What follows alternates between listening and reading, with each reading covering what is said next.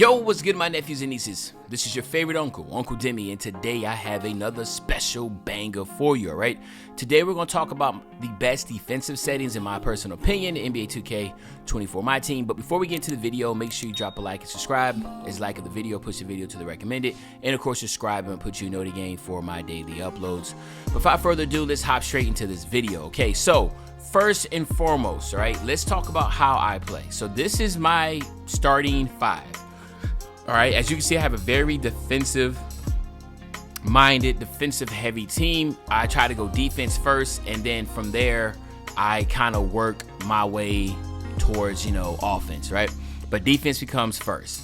I play like, I'll say like 60% of the time I'm playing off ball, right? So when I say off ball, because if you're doing a lot of pick and roll, I'm not going to be on ball. I'm going to be playing as the center, or I'm going to be playing as one of the wings to try to prevent the pop or try to get the passing lane still, right? So that's kind of how I play, right? The other 40% of the time, if you're doing a lot of ISO, I'm on ball with you. ISO, trying to right stick rip you. So it really depends on how the individual plays. The person trying to do 5-out ISO, I'm going to be on the ball the whole time. If you're heavy pick and roll, I'm gonna be more so on the center or on the wings trying to get the passing lane steals or to prevent the pop, right? Because that's just really where it comes down to. That's how the game is, right? So just keep that in mind. If that's how your play style is, then this right here is gonna be perfect for you, okay? So real quick, let's go ahead into the coaching game plan. So how I go is on ball pressure and off ball pressure. I'm on, it's tight, right? I want to be smothering you on defense. I don't want you to get the ball at all. I am not going to go deny ball because I feel like you get backdoored really, really hard with that, okay? So I go tight, all right? And then on ball pressure, I'm going tight. I don't care who you are. I don't care. I just want tight. I want everything to feel smothered. Now, if you're getting backdoored, still keep on ball on tight, but then go ahead and get off ball and put it on gap. Okay, now the reason why I say put it on gap is because gap is enough to where you're going to be able to, if they dot you, you're going to be able to still be able to contest that shot. I've tried this, I've done this a lot, right? If you do leave them all, then yeah, there's going to be an opening for some shots. But if you go gap, there's not. So if you're getting beat backdoor, go gap, right? But if they're not trying to do backdoor and they're just really on just trying to pick and roll, just keep it just like this. And then you'll be perfectly fine, all right? Trust me, you'll be perfectly fine on that. Force direction, I do automatic. I tried middle, I tried baseline. Automatic just works best for me because I just want to be the free safety back there as the center. On ball screen, same thing. I'm going automatic, okay? Now, my hedge, I go soft hedge. But really, in reality, like I'm playing the center and I'm playing the wing. So the soft hedge really is not going to stop anybody. But what I really try to do is play the elbow to prevent the individual from going straight to the basket. So right now in this scenario, you see where number one's at, and you see how he kind of ziggles off to the right. The center is going to hedge that softly, but then he's going to run back and work that pop of that roll. Then whoever's on the hash, I like to pinch that too. I like to switch over there and pinch that to try to get that quick little bump still on the hedge. So I go soft hedge, all right? You don't want to give up the pop, right? That's just what it is. I'd rather you just get the little quick dunk than give up the pop three, right? Because what happens is that if you have a good on-ball defender like Gary Payton, I would say most of the time they're not getting to the paint anyway, just to keep it a stack. They're not going to get to the paint, right? On-ball screen, I say center.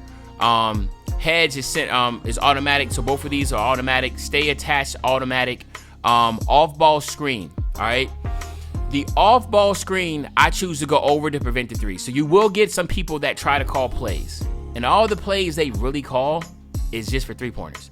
They don't call plays to try to, get a two-pointer. Most of their stacked plays that they're going to do are going to be for three-pointers. So that's why you should go over the screens to prevent the shooting at all times. I just want to go over that. And then, of course, if you're starting to see like, yo, wait a minute, like this dude's calling plays and trying to get like, backdoors or whatever like that, then dress it accordingly. But for the most part, you want to go ahead and just go over for off-ball screens. Now, the post, again, you're going to rarely play people that are trying to be in the post. Most people are going to be 5-out, right?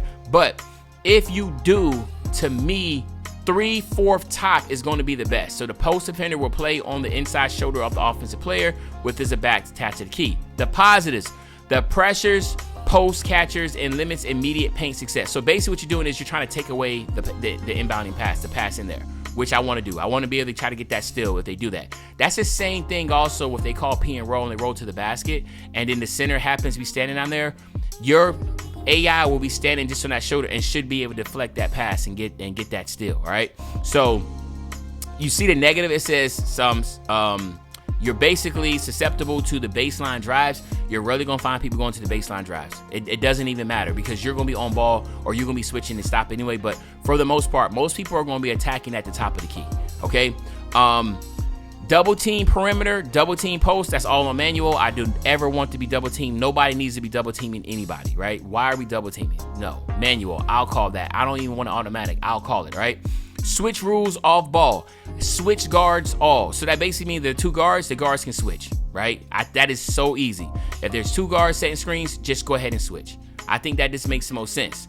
But, you know, they said negatives removes elite perimeter defender from their primary defensive. No, it doesn't. If you have two lockdowns, if your lineup is a bunch of good defensive players, switch. Just switch it. Don't even worry about the screen. Don't worry about nothing. Just switch it out. And I figured once I started doing this, this has been really, really huge because a lot of people are calling screens, not with their center, not with their power forward, but they're calling screens with their small forward, their shooting guard. So let's just go ahead and switch, all right? Then it says pre-rotate. I say yes, this is all right? So now this is what some people don't like it, but I do.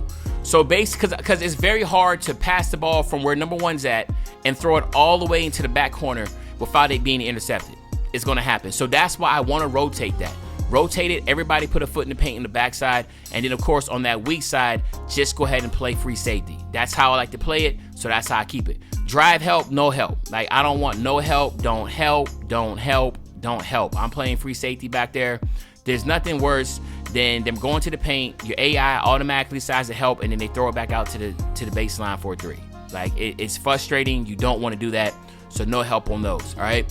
Same thing for the cutter rules, no help, no help, no help.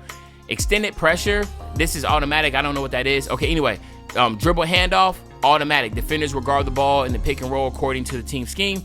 Now, the reason why I say don't go over and don't go under, just let the AIs or let you play free safety back there do that, is because you just don't know at this point. Again, this is all about calling plays, and I don't want to be just a one-trick pony on that. I'd rather let the AI to figure out how many times they've been doing it to where it's like, yo, you need to go under this, all right?